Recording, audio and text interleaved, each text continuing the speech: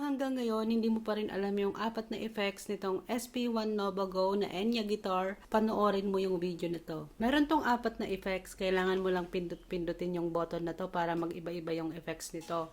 Try natin yung clean mode para sa strumming. Tugtugin natin yung Ang Huling El Bimbo.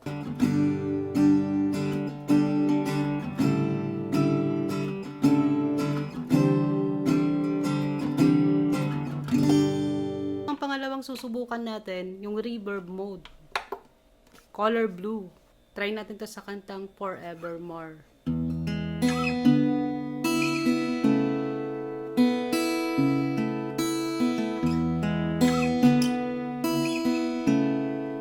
At yung pangatlo namang effects, yung delay mode, gamitin natin sa kantang Love of a Lifetime.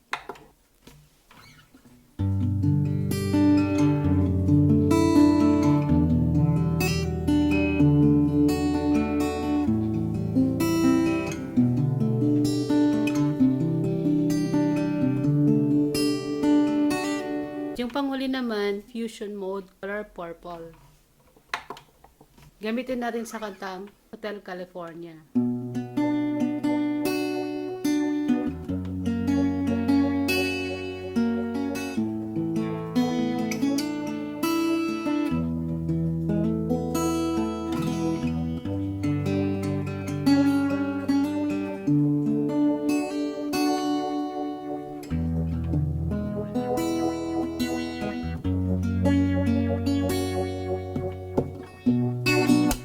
Gusto mo ng ganitong gitara, i-click mo na lang yung link dyan sa yellow basket.